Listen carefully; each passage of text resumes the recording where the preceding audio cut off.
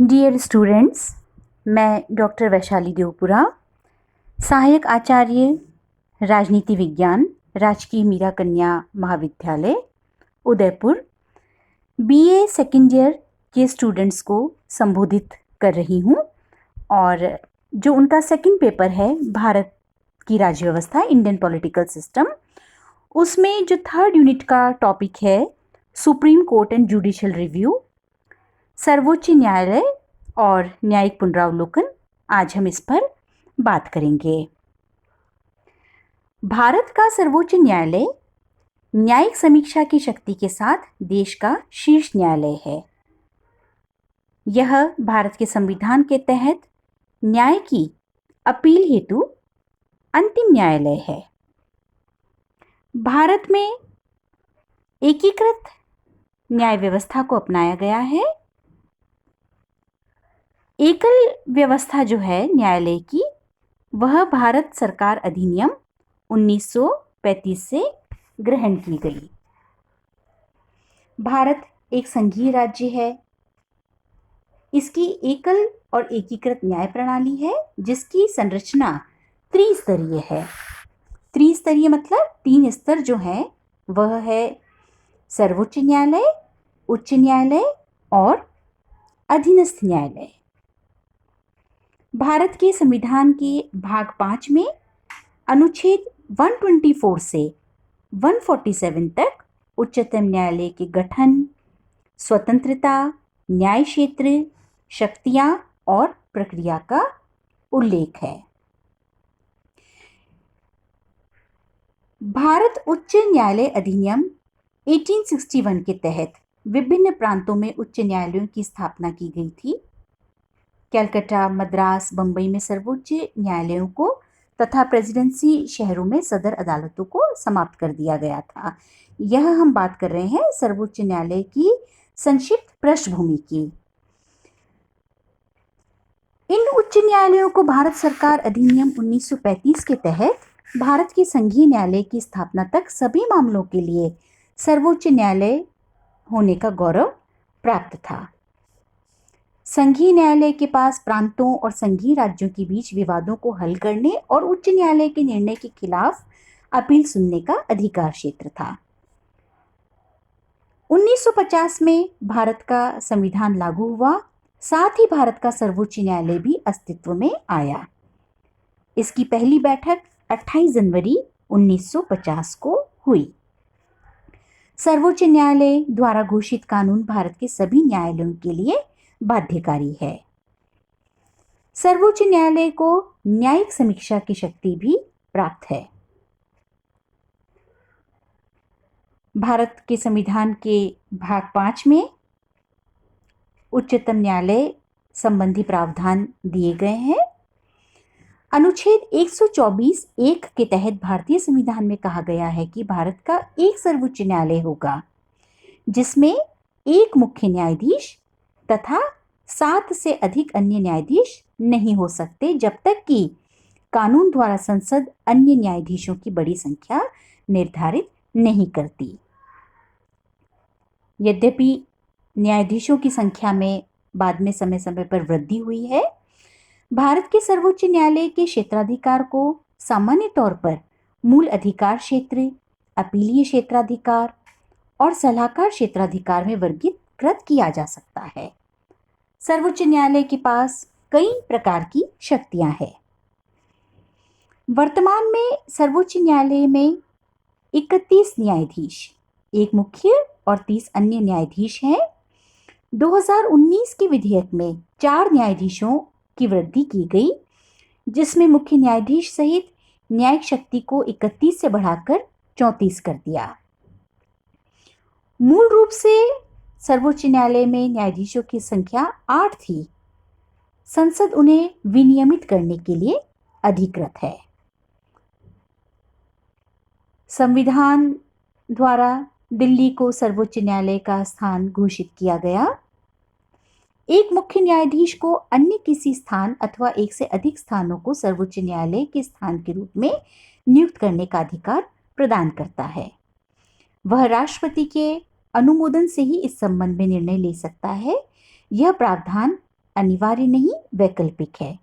इसका अर्थ है कि कोई भी अदालत राष्ट्रपति या मुख्य न्यायाधीश को सर्वोच्च न्यायालय को किसी अन्य स्थान पर नियुक्त करने के लिए कोई निर्देश नहीं दे सकती। जो न्यायाधीश है सर्वोच्च न्यायालय के, सुप्रीम कोर्ट के, उनका जो अपॉइंटमेंट है वह प्रेसिडेंट द्वारा होता है। यदि राष्ट्रपति जरूरी समझता है तो मुख्य न्यायाधीश की नियुक्ति के लिए सर्वोच्च न्यायालय एवं उच्च न्यायालय के न्यायाधीशों की सलाह ली जाती है। अन्य न्यायाधीशों को राष्ट्रपति द्वारा मुख्य न्यायाधीश एवं सर्वोच्च न्यायालय द्वारा तथा उच्च न्यायालयों के ऐसे अन्य न्यायाधीशों के साथ परामर्श के बाद नियुक्त किया जाता है यदि वह आवश्यक समझता है। मुख्य न्यायाधीश के अतिरिक्त किसी अन्य न्यायाधीश की नियुक्ति के मामले में मुख्य न्यायाधीश के साथ परामर्श करना अनिवार्य है। न्यायाधीश जो बनते हैं उनके लिए आवश्यक है कि जो योग्यताएं तय की गई है वह भारत का नागरिक होना चाहिए, उसे किसी उच्च न्यायालय का कम से कम 5 साल के लिए न्यायाधीश होना चाहिए, अथवा उसे उच्च न्यायालय या विभिन्न न्यायालयों में मिलाकर 10 वर्ष तक वकील होना चाहिए। और जो तीसरी योग्यता है वह राष्ट्रपति की मत में सम्मानित न्यायवादी होना चाहिए। तो ये तो थी पद के लिए योग्यताएं, और जो नियुक्ति है वह राष्ट्रपति द्वारा की जाती है। 1950 से 1973 तक मुख्य न्यायाधीश की जो नियुक्ति है वह सर्वोच्च न्यायालय के वरिष्ठतम न्यायाधीश को भारत के मुख्य न्यायाधीश के रूप में नियुक्त करने की परंपरा रही है। इस व्यवस्था का 1973 में तब हनन हुआ जब एएन रॉय को 3 वरिष्ठतम न्यायाधीशों से ऊपर भारत का मुख्य न्यायाधीश नियुक्त कर दिया गया।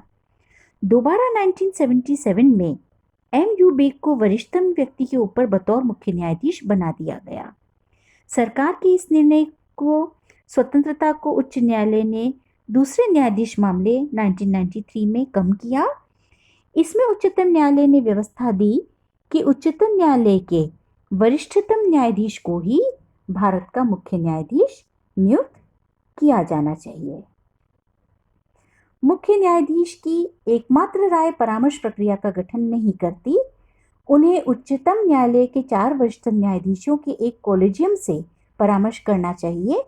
यदि 2 न्यायाधीश भी विपरीत राय देते हैं तो उसे सरकार की नियुक्ति की सिफारिश नहीं भेजनी चाहिए। उच्चतम न्यायालय के लिए नियुक्त न्यायाधीश को राष्ट्रपति शपथ दिलाते हैं। अपना कार्यकाल संभालने से पूर्व राष्ट्रपति या इस कार्य के लिए उसके द्वारा नियुक्त व्यक्ति के सामने ये शपथ लेते हैं। न्यायाधीशों की जो योग्यताएं हैं उसमें एक बात और उल्लेखित करना आवश्यक है कि संविधान में न्यूनतम आयु निर्धारित नहीं की गई है। न्यायाधीशों का जो कार्यकाल है उसके संबंध में बच्चों मैं आपको बताना चाहूंगी कि वह 65 वर्ष की आयु तक पद पर बने रह सकते हैं।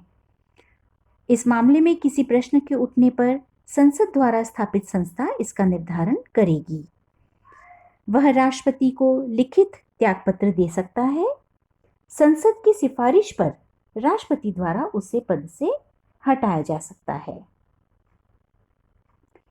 न्यायाधीशों को हटाने की जो प्रक्रिया है, राष्ट्रपति के आदेश से सर्वोच्च न्यायालय के न्यायाधीश को पद से हटाया जा सकता है। यह आदेश तभी जारी हो सकते हैं जब इस प्रकार हटाए जाने हेतु संसद द्वारा उसी सत्र में ऐसा संबोधन किया गया हो। इस आदेश को संसद के दोनों सदस्यों के विशेष बहुमत का समर्थन प्राप्त होना चाहिए। उसे हटाने का आधार दुर्व्यवहार या अक्षमता होनी चाहिए। न्यायाधीश जांच अधिनियम 1968 सर्वोच्च न्यायालय के न्यायाधीशों को हटाने के संबंध में महाभियोग इम्पीचमेंट की प्रक्रिया का उपबंध करता है। न्यायाधीशों के जो वेतन है, भत्ते, विशेषाधिकार, अवकाश समय समय पर संसद द्वारा निर्धारित किए जाते हैं। राष्ट्रपति किसी न्यायाधीश को भारत के उच्चतम न्यायालय का कार्यकारी मुख्य न्यायाधीश नियुक्त कर सकता है। किन परिस्थितियों में? जबकि मुख्य न्यायाधीश का पद रिक्त हो या अस्थायी रूप से मुख्य न्यायाधीश अनुपस्थित हो और मुख्य न्यायाधीश अपने दायित्वों के निर्वहन में असमर्थ हो।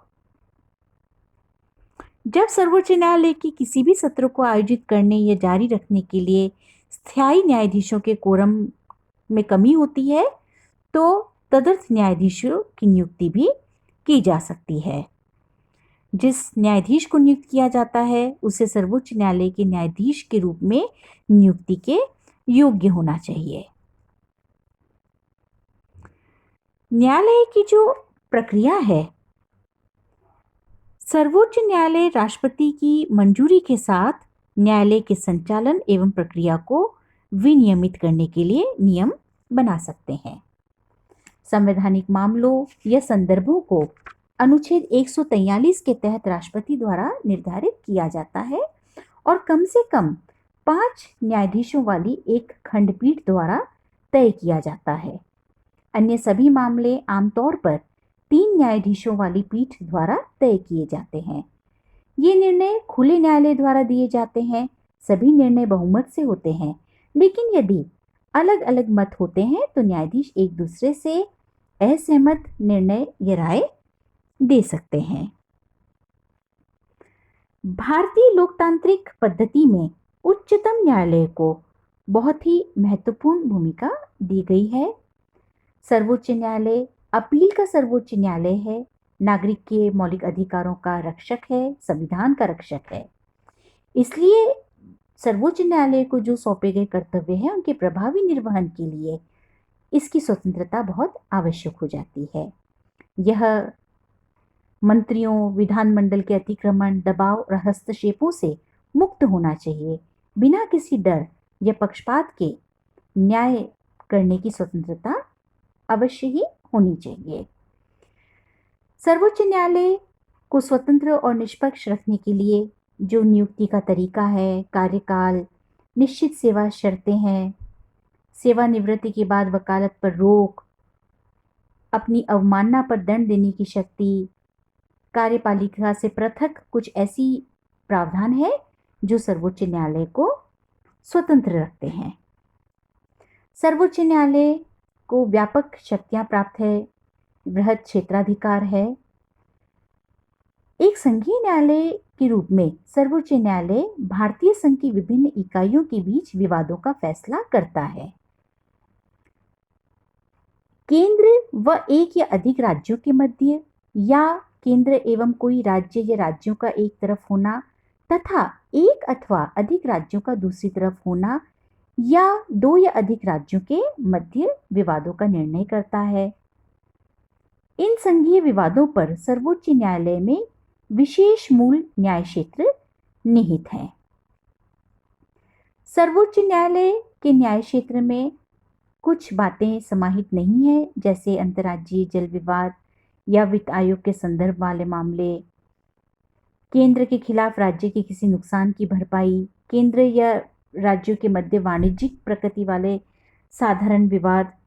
जो ये बातें हैं ये इसमें समाहित नहीं है।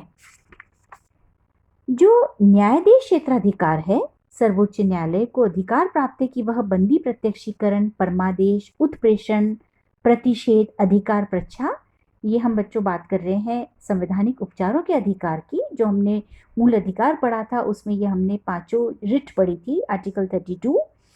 इन पर न्यायादेश जारी कर विकसित नागरिकों के मूल अधिकारों की रक्षा करे। इससे संबंधित सर्वोच्च न्यायालय का मूल अधिकार क्षेत्र इस अर्थ में है कि एक पीड़ित नागरिक सीधे सर्वोच्च न्यायालय में जा सकता है। जरूरी नहीं है कि यह कार्य याचिका के माध्यम से किया जाए। हालांकि सर्वोच्च न्यायालय का न्यायाधीश अधिकार क्षेत्र पर विशेषाधिकार नहीं है। उच्च न्यायालयों को भी मौलिक अधिकारों के प्रवर्तन के लिए रिट जारी करने का अधिकार है। जो अपीलीय क्षेत्राधिकार है, सर्वोच्च न्यायालय मुख्य रूप से अपील हेतु अदालत है और निचली अदालतों के निर्णय के खिलाफ अपील सुनता है। एक विस्तृत अपीलीय क्षेत्राधिकार जो है सर्वोच्च न्यायालय का, वह है संवैधानिक मामलों में, दीवानी मामलों में, आपराधिक मामलों में और विशेष अनुमति द्वारा अपील।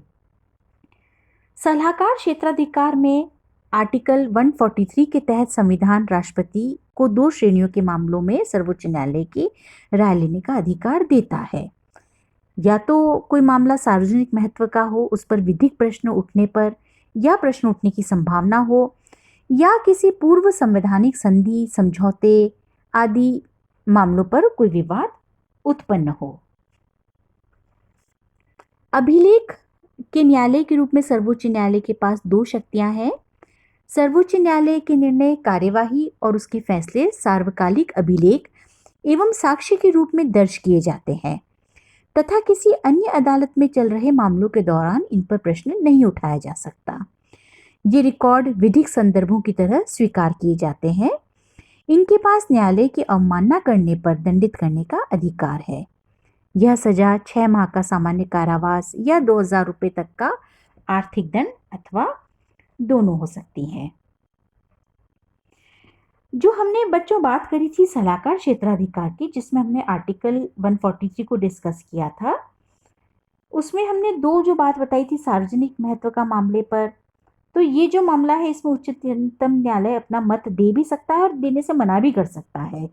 लेकिन जो संवैधानिक संधि पूर्व समझौता की बात हमने करी थी, इसमें उच्चतम न्यायालय द्वारा राष्ट्रपति को मत देना अनिवार्य है।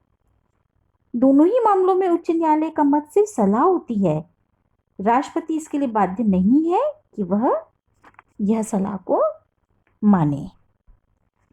तो ये तो है सुप्रीम कोर्ट का जो हमने पावर्स पढ़ी, जो क्षेत्राधिकार हमने शक्तियां क्षेत्राधिकार की हमने बात करी। अब है बच्चों न्यायिक समीक्षा की शक्ति। उच्चतम न्यायालय में न्यायिक समीक्षा की शक्ति निहित है, जिसके तहत वह केंद्र व राज्य दोनों स्तरों पर विधायी व कार्यकारी आदेशों की संवैधानिकता की जांच कर सकता है। इन्हें अधिकारातीत पाए जाने पर इन्हें अविधिक, असंवैधानिक और अवैध घोषित किया जा सकता है। इसके पश्चात इन्हें सरकार द्वारा लागू नहीं किया जा सकता। तो न्यायिक समीक्षा की जो शक्ति है वह भी सर्वोच्च न्यायालय को एक विशेष जो क्षेत्र है, जो दायरा है, उसका बढ़ाती है। तो पुनः एक बार बच्चों हम बात करेंगे जो सुप्रीम कोर्ट है। अलग अलग तरह का हमने क्षेत्राधिकार जो उसका हमने पढ़ा, मूल क्षेत्राधिकार, न्यायाधीश क्षेत्राधिकार, अपीलीय क्षेत्राधिकार और सलाहकार क्षेत्राधिकार, अभिलेख का न्यायालय, न्यायिक समीक्षा की शक्ति। इसके अतिरिक्त अन्य जो शक्तियां हैं उनमें हम उल्लेख करते हैं कि यह राष्ट्रपति एवं उपराष्ट्रपति के निर्वाचन के संबंध में कोई विवाद हो तो उसका समाधान करते हैं। यह संघ लोक सेवा आयोग के अध्यक्ष एवं सदस्यों के व्यवहार एवं आचरण की जांच कर सकता है उस संदर्भ में जिसे राष्ट्रपति द्वारा निर्मित किया गया है। यदि दुर्व्यवहार का दोषी पाता है तो राष्ट्रपति से हटाने की सिफारिश की जा सकती है। उच्चतम न्यायालय द्वारा दी गई इस सलाह को मानने के लिए राष्ट्रपति बाध्य है। तो स्टूडेंट्स, ये तो है सर्वोच्च न्यायालय, किसे कहते हैं, कैसे इसका गठन हुआ और कौन कौन सी शक्तियां सर्वोच्च न्यायालय को प्राप्त है। भारत में एकीकृत न्याय व्यवस्था को अपनाया गया है, जिसमें शीर्ष स्थान पर उच्चतम न्यायालय है और उसके अधीन उच्च न्यायालय है।